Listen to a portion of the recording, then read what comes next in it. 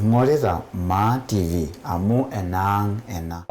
Comrades, the Ma Youth Leadership, University Students Leadership, ladies and gentlemen, it's with utter grief and solemn heart that I greet you this very moment.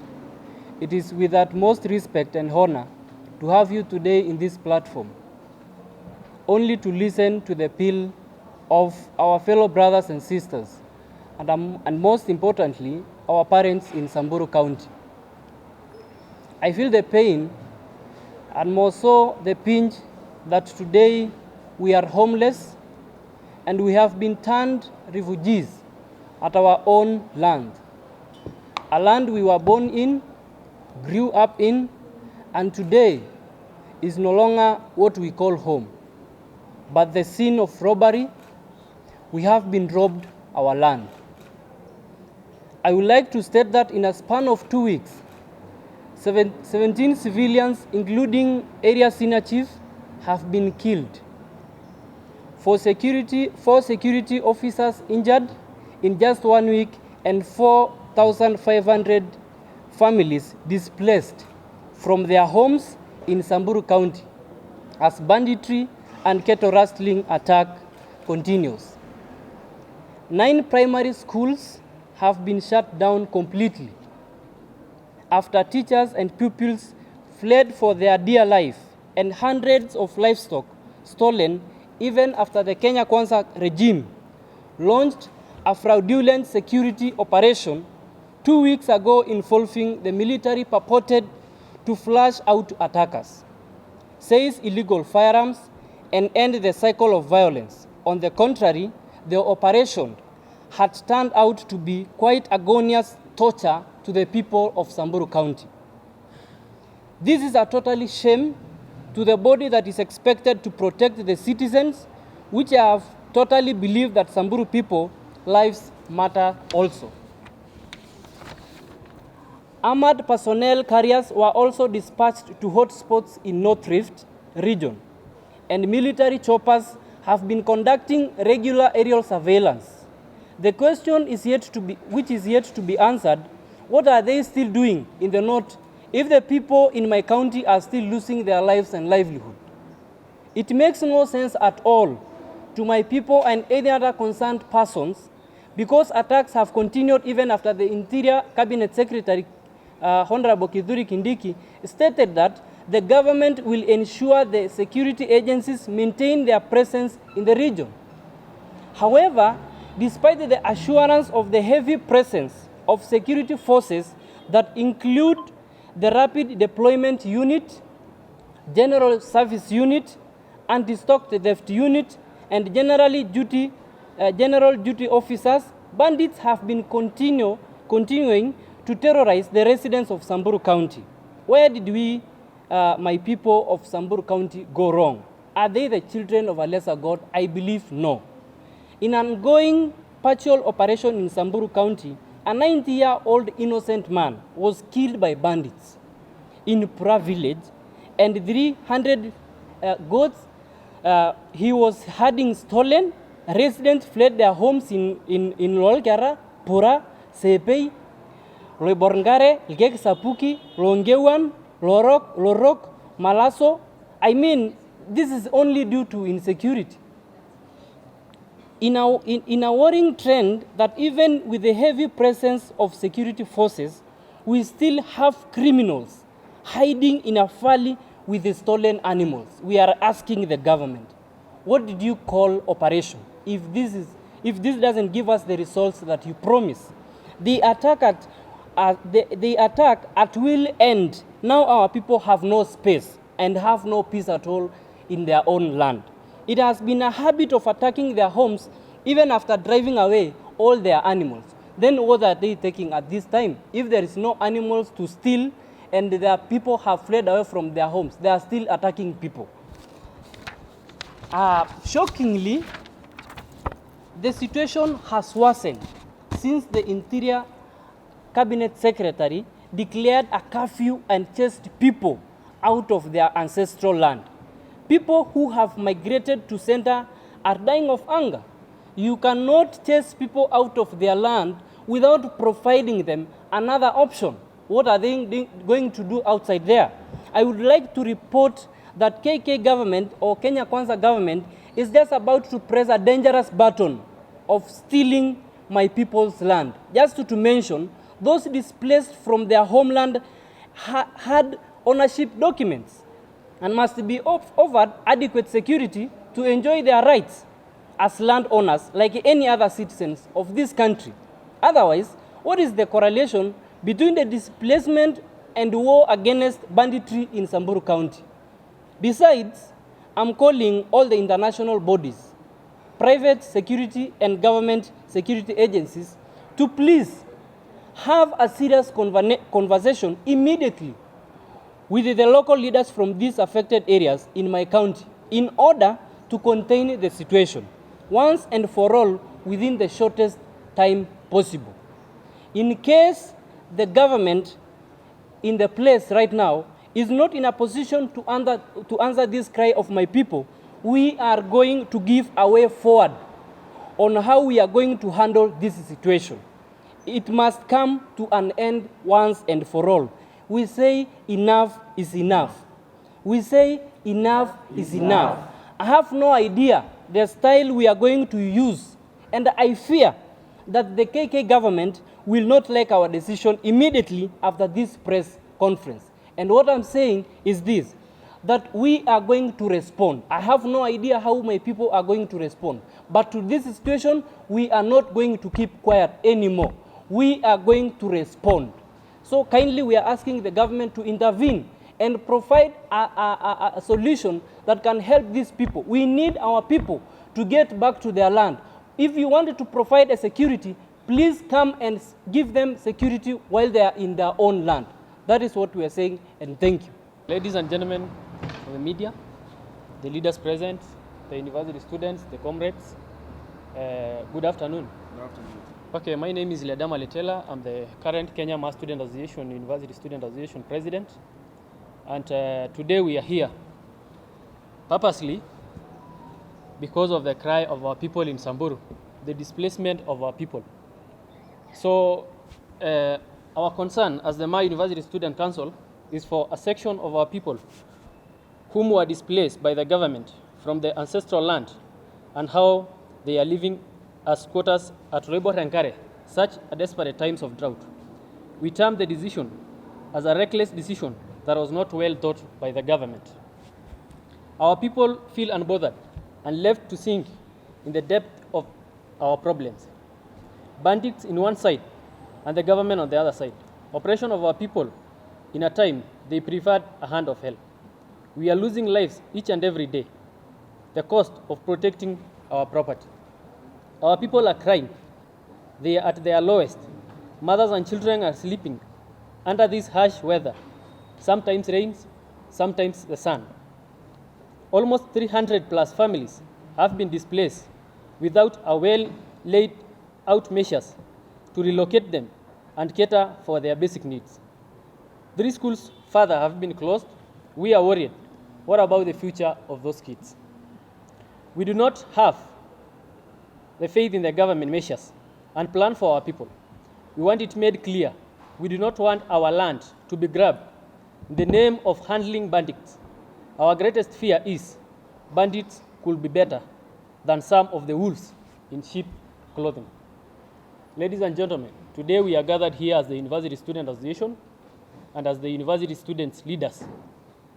Our plea is both to the national government and other relevant authorities concerning this. Our people are crying. The government is doing nothing than torturing our people. You can't displace someone. You can't ask someone to leave his home and run to the bush without any good or anything good planned for him. We just want to ask the media here to help us. These are the university students. And in absentia, we want to appreciate the effort of His Excellency Hezena Lemaletian for making this possible. If it wasn't for her, this press would have been done today. So we ask the media, please, help us publish this plea of our people, of these university students. Ladies and gentlemen, my name is Grace Nabulu Kipoi. I'm the Secretary General of Kmsa Student Association. We are here to address the issue that has been going on and for a period of time that most of the time people are trying to address it, but I don't know why the government is not listening to the cry of these people. That is the Samburu, how Samburu are being mistreated, how they are taken, they are not bothered. So today we want to address the government that it is important to address the root causes of banditry, because Samburu people are also people of this country, and we can't accept to have the inequality in this country because it is important for every person's problems to be addressed well and to be listened and to find solution of overcoming these problems. Samburu people have been displaced, they are passing through challenges, and we have come out. Some of our leaders have come out to cry and to ask the government to listen to these people. But no measures is being taken place. The government is delaying to work on this problem. So we are requesting the government that it is important to prioritize the safety and the security of the people in Samburu and to provide support to those who have been affected by violence. This can include providing medical care, shelter, and other forms of assistance to those who have been injured or displaced.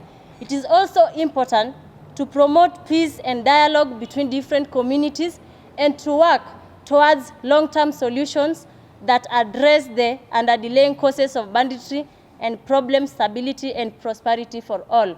We are requesting the government that we are also people of this nation and we need equality to the maximum. We are very important, and we request the government to listen to the cry of Samburu people. Thank you. Mimi ni Mheshimiwa Leshomo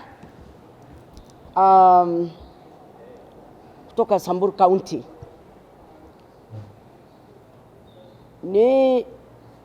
Niko na hawa vijana wa university wamekera sana na mambo ya Samburu County. Imekuwa uchungu sana kwa roho zao. Kila Msamburu akiwa pahali popote hako, hata kama akiwa ng'amba anasoma, hata kama akiwa pahali popote in Kenya, mambo ya Samburu imesumbua watoto roho. Kwa sababu gani? Kwa sababu kila mmoja yao wanaishi hizo boma. Sasa waelewi wanasoma ama wanalia, kwa sababu hawana pahali wasasi yao wako.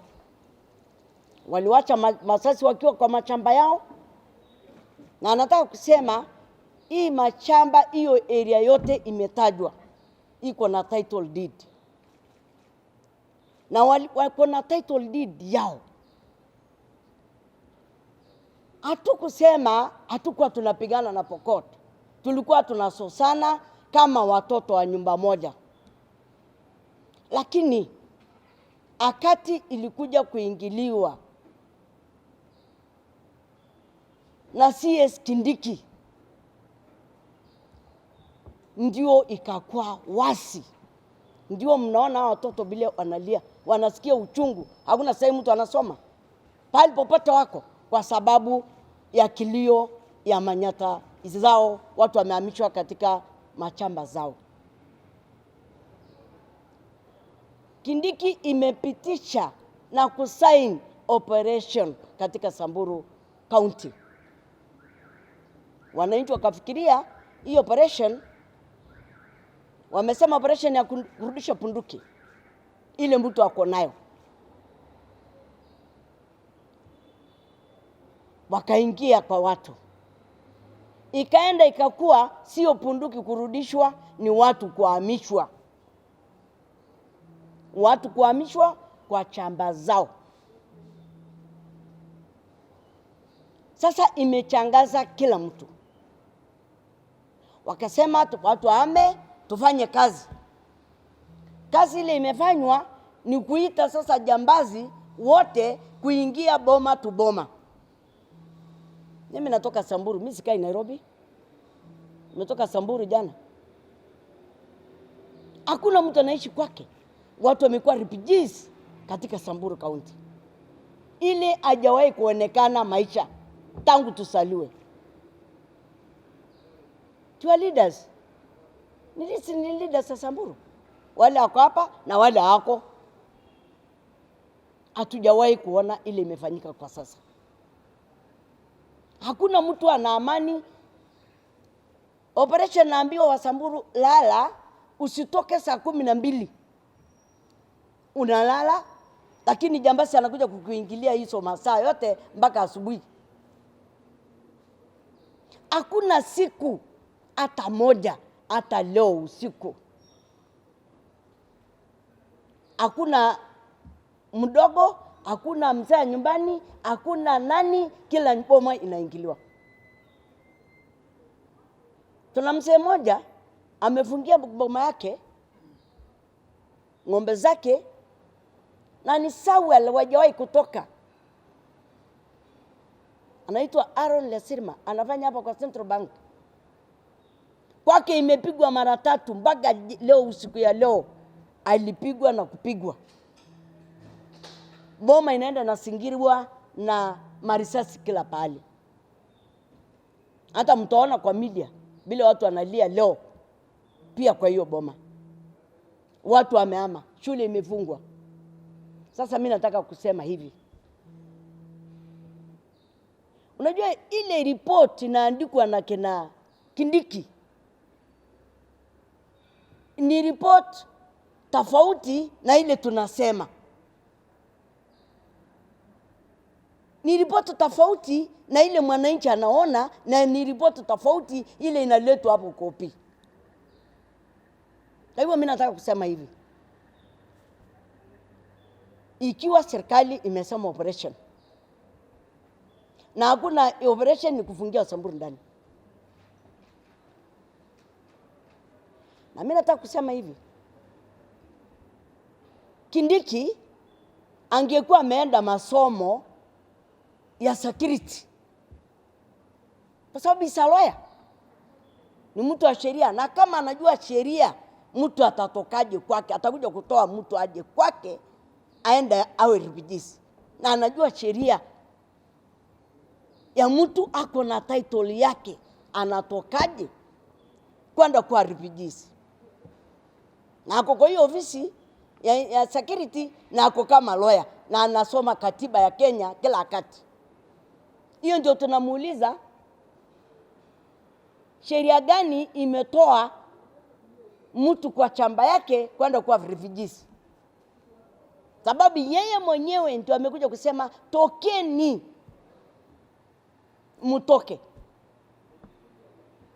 Watu wametoka, shule zimefungwa. Hiyo mambo ya jambazi haijakatika mpaka leo. Watu wamehama kuhama, wamehamia watoto yao, wamehamia kijiji kingine. Hata sasa mkitaka mtoke kama watu wa media, sababu ile mambo ya Kenya hii ukiongea kila mtu anaona kama ni fitina. Sasa haijulikani ukweli ala uongo. Afadhali hata watoke, hata hiyo president atoke aende angalie hizo refugees, kuliko kuambiwa na Kindiki kila kitu kiko sawa.